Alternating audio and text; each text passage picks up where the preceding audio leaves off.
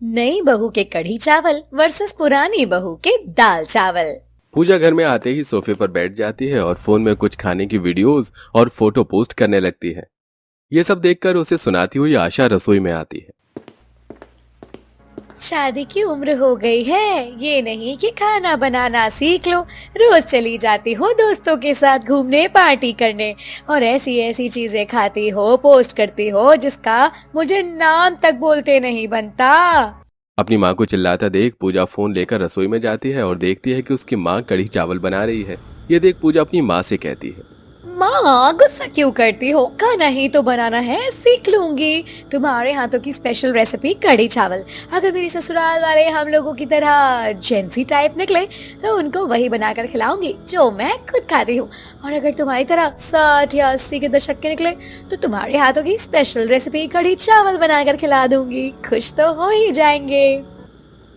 मेरे हाथों की स्पेशल कढ़ी चावल खिलाने के लिए तुझे खुद भी तो बनाना आता हो। मैं सीखूंगी ना। अच्छा चलो बताओ कैसे बनता है कढ़ी।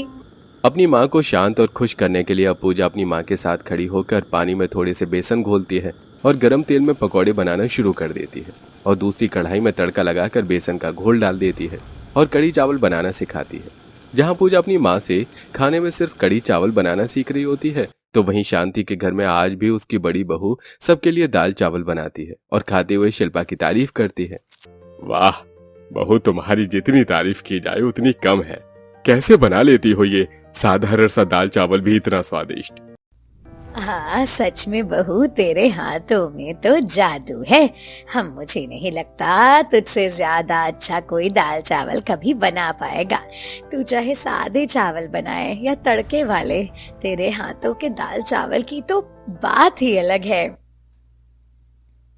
माँ जी, हमारी रवि भैया भी कुंवारे बैठे हैं, उनकी भी शादी करा दो। हमारे घर में एक और भाभी आ जाएगी जो हमें इस तरह के स्वादिष्ट खान पान बनाकर खिलाएगी। सही कह रही है काजल। वैसे मैंने कुछ लोगों से रवि के लिए बात की है, उनकी नजरों में बहुत अच्छे रिश्ते हैं। 1-2 दिन में हमें भी रवि के लिए कोई अच्छी लड़की मिल जाएगी। रवि अपनी शादी की बात सुनकर शर्मा जाता है। समय गुजरता है और बहुत जल्द शांति का पूरा परिवार लड़की देखने के लिए पूजा के घर जाते हैं। भाई, हमें तो लड़की पसंद है। अगर आपको हमारा लड़का पसंद है तो शादी की बात आगे बढ़ा दें।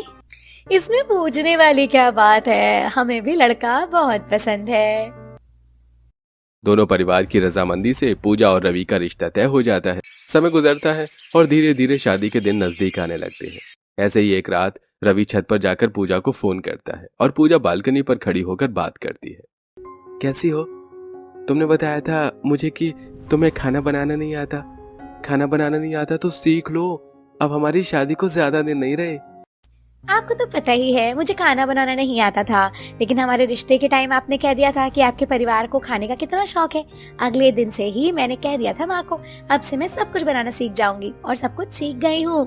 तुम देखना मैं कैसे अपने घर आकर के अपने हाथों से सबको खाना खिलाकर तुम्हारे पूरे परिवार पर जादू करती हूँ। क्यों नहीं, मुझे और मेरे परिवार को उसी दिन का इंतजार है जब तुम हमें हमारी भाभी की तरह स्वादिष्ट खाना खिलाओगी। पूजा से बात करके रवि फोन रखकर सोने के लिए चला जाता है। समय गुजरता है और बहुत जल्द पूजा रवि की शादी हो जाती है। शादी के बाद जब पूजा अपने ससुराल आती है तो पूरा परिवार उससे कहता है, भाभी, मैंने आपको सोशल अकाउंट पर देखा था, आप वो जेंजी टाइप हो, पर अब आपकी शादी हो गई है। बड़ी भाभी से सीखना कैसे रहते हैं, थोड़ा शर्म लिहाज, खाने में प्यार का तड़का, सब कुछ आना चाहिए आपको। बहू को आते ही ऐसी बातें करके डराओ मत, धीरे धीरे बहू सब सीख जाएगी। बहू, अब तुम जाकर आराम कर लो, कल तुम्हारी पहली रसोई है। अगर मदद की जरूरत हो तो बड़ी बहू से कह देना। हाँ पूजा, तुम्हें मुझसे घबराने की कोई जरूरत नहीं है, मुझे अपनी बड़ी बहन ही समझना। ससुराल में आते ही पूजा को अपनी जेठानी की तारीफें सुनने को मिलती है। अगली सुबह पूजा की पहली रसोई होती है, इसलिए वो रसोई में खाना बनाने के लिए जाती है। पर 1 घंटा हो जाता है और अब तक पूजा खाना बनाकर बाहर नहीं लाती, जिससे पूरा परिवार बाहर खाने का इंतजार करते हुए बातें करता है। अरे लगता है नई बहू कुछ स्पेशल बना रही है। तभी तो अभी तक सुबह का नाश्ता भी नहीं बना।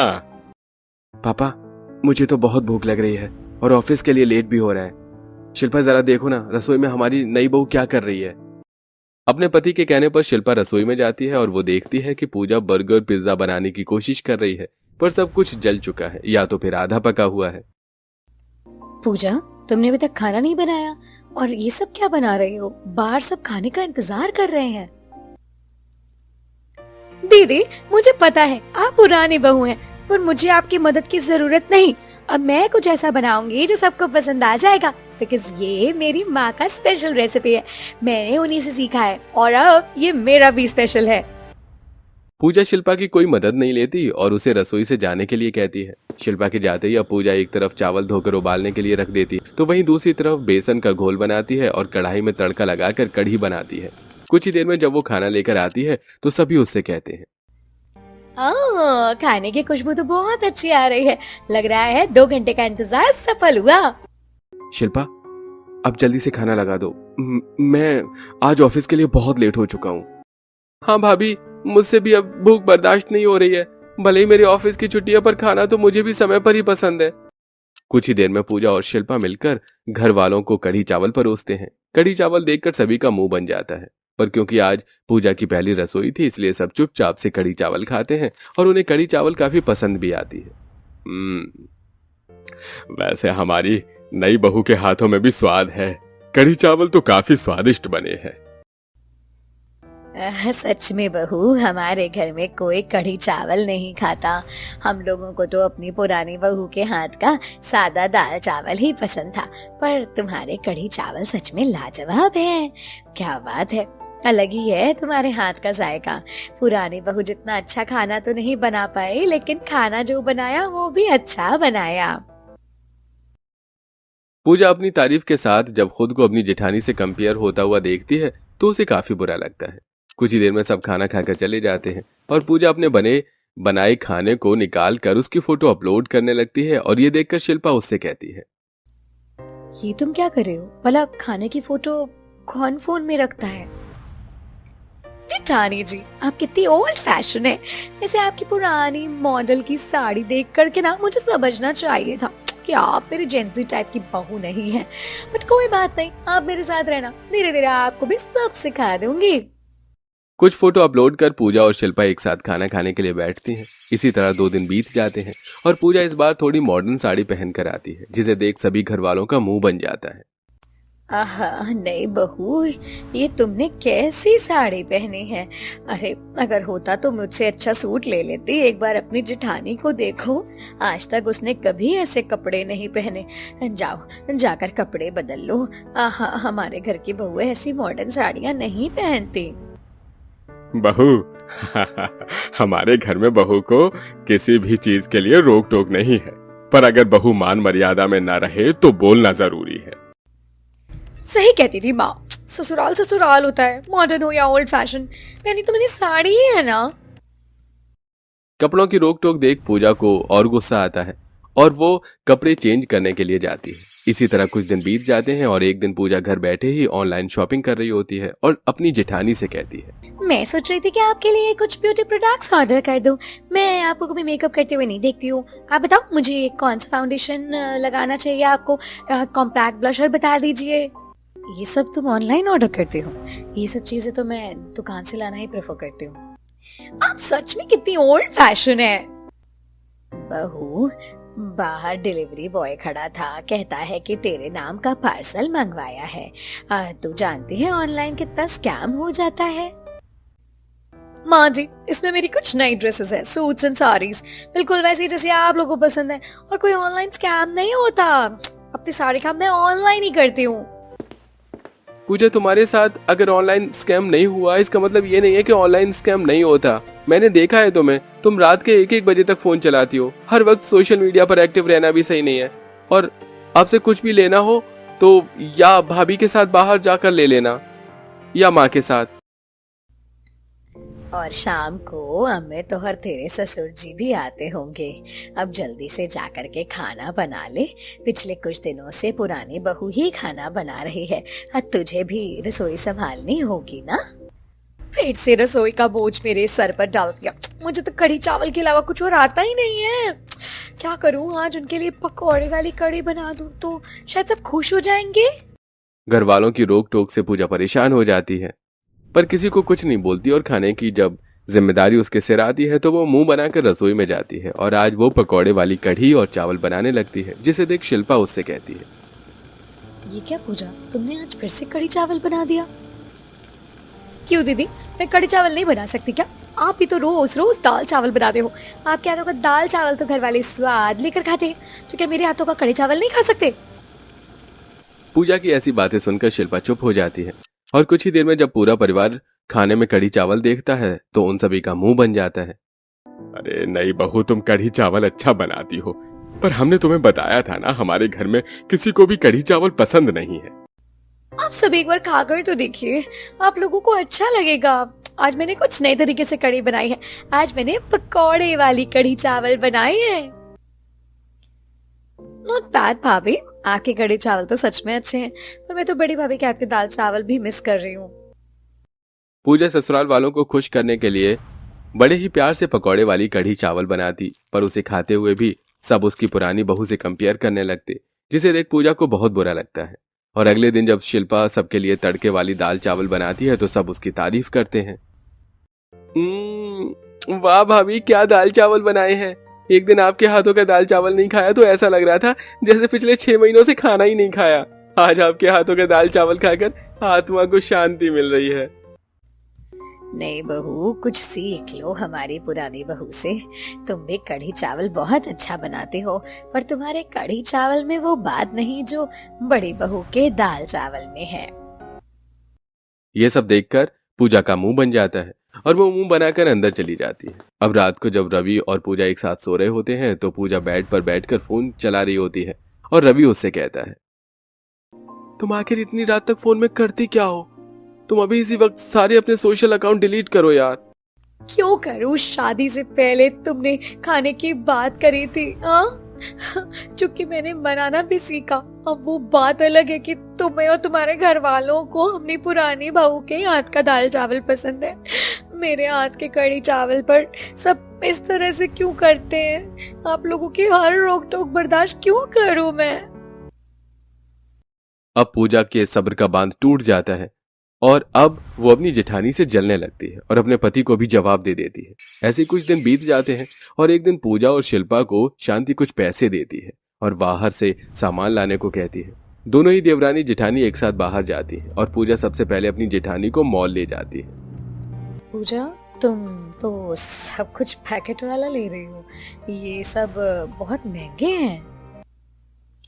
कुछ महंगे नहीं है, हाँ, अच्छी क्वालिटी के भी तो हैं। खुले सामान सही नहीं होते, इसीलिए मैं ऑनलाइन या तो फिर मॉल से ही सामान लेती हूँ। नहीं पूजा, ये सब बहुत महंगा है। पैसों की इतनी बर्बादी नहीं कर सकती। तुम्हें जो लेना है तुम ले लो, दाल चावल आटा चीनी ये सब मैं बाहर से ही लूंगी। इतना बोलकर शिल्पा कुछ सामान ट्रॉली से निकालकर वापस रख देती है। ये देखकर पूजा को काफी गुस्सा आता है। कुछ ही देर में वो लोग एक बड़ी सी शॉप पर जाते हैं जहां पूजा दुकान वाले को कहकर चीनी, आटा, दाल, चावल, तेल जैसा कुछ सामान लेती है। ये लो बहू, तुम्हारा 2000 का बिल बना है। वैसे ये नई बहू है ना, बहू शांति, बहन हमारी ही दुकान से सारे सामान ले जाती हैं। आज तक किसी भी सामान में कोई शिकायत नहीं मिली। अगर सामान पसंद ना हो तो वापस भी करवा सकती हो। मॉल के सामान की तरह नहीं है, अगर पैकेट फट गया तो वापस नहीं होगा। हाँ अंकल जी, सही कहा आपने, इसीलिए तो मैं अपनी देवरानी को यहाँ लाई हूँ। कुछ ही देर में दोनों बहू घर जाती हैं और अपना अपना हिसाब देती हैं। नहीं बहू, तुम ये क्या फालतू के सामान लाई हो? अरे juice, peanut butter, milk powder, chocolate powder, pasta masala, coffee, ये सब क्या है? इन सब का इस्तेमाल हमारे घर में तो नहीं होता। तू मेरे 3000 बर्बाद कर दी। अपनी जेठानी से कुछ सीखती क्यों नहीं है, हाँ? और हाँ, पिछले कुछ दिनों से बड़ी बहू ही खाना बना रही है। अब 3 दिन तुम खाना बनाओगी। इन लोगों को खर्चा दिख रहा है, अच्छा सामान नहीं।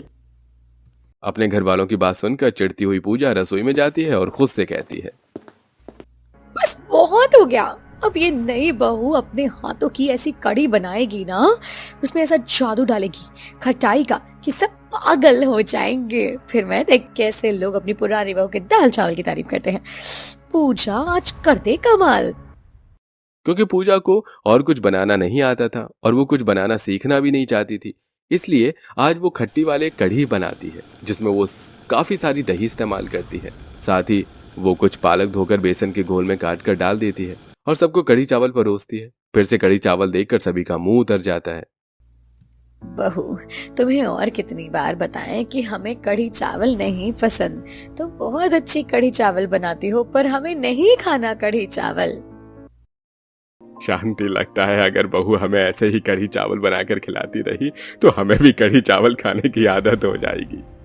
आज बहू ने कुछ अलग ही तरह की खट्टी कढ़ी चावल बनाए हैं जो अब तक के हर बार की कढ़ी से काफी अच्छे हैं। पर माफ करना बहू, तुम अब भी हमारी पुरानी बहू के मुकाबले में बहुत पीछे हो। अरे मैं तो कहता हूँ तुम अपनी जिठानी से दाल चावल बनाना सीख जाओ उसकी तरह। मुझे तो कढ़ी चावल पसंद ही नहीं है और खट्टी चीज तो मैं खाता ही नहीं। जानते हो ना आप लोग, मुझे खट्टी चीजों से एलर्जी है। लगता है आज भूखा ही जाना पड़ेगा।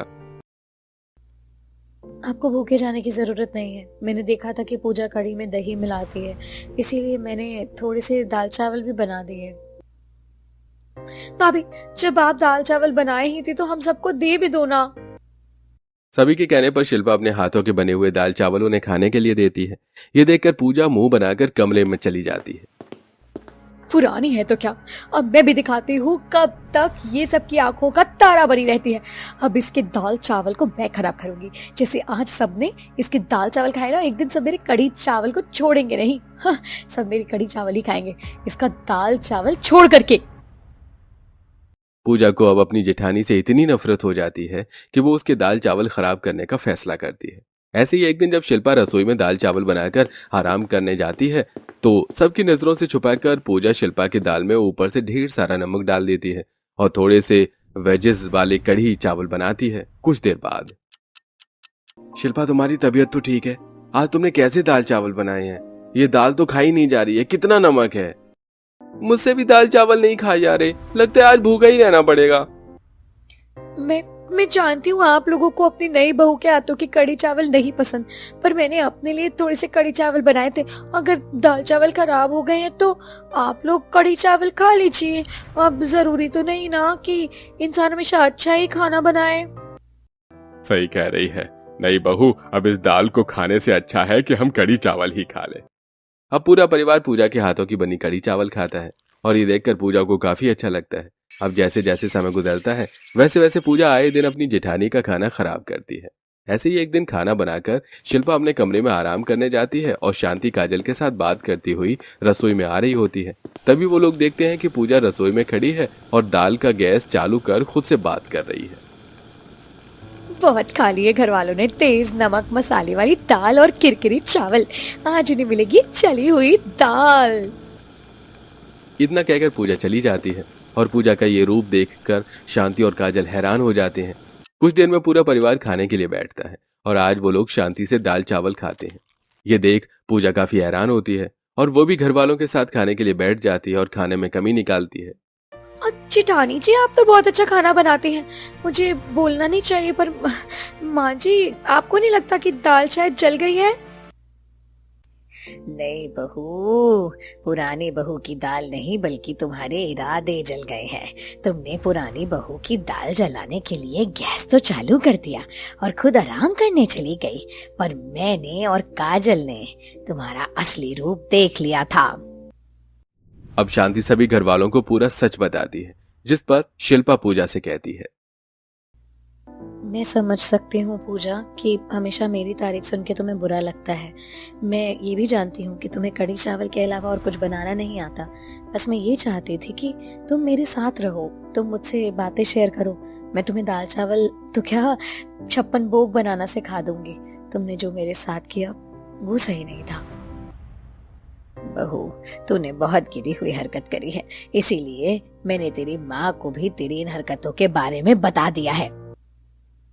शांति के इतना बोलते ही आशा का फोन आता है और आशा अपनी बेटी को डांट के साथ अच्छी चीज समझाती है। तू जानती है, जब ससुराल से एक बेटी की शिकायत आती है तो एक माँ को कितनी शर्मिंदगी होती है होगी। शादी से पहले तुझसे कहती थी खाना बनाना सीख ले, पर तूने खाना बनाना सीखा ही नहीं और ससुराल में जाकर मेरी नाक कटवा दी। अगर तेरी जेठानी अच्छे दाल चावल बनाती थी तो उससे सीख लेती ना, उसके साथ ऐसा करना चाहिए था। अगर तू मेरी बेटी है तो सारी पुरानी बातों को भूलकर अपनी जेठानी के साथ अच्छे से पेश आने लग और उससे खाना बनाना सीख ले। पूजा को अपनी गलती का एहसास होता है और अब वो शिल्पा से माफी मांगती है। और अगले दिन जब शिल्पा दाल चावल बना रही होती है तब पूजा अपनी जेठानी के साथ खड़ी होकर खाना बनाना सीखती है।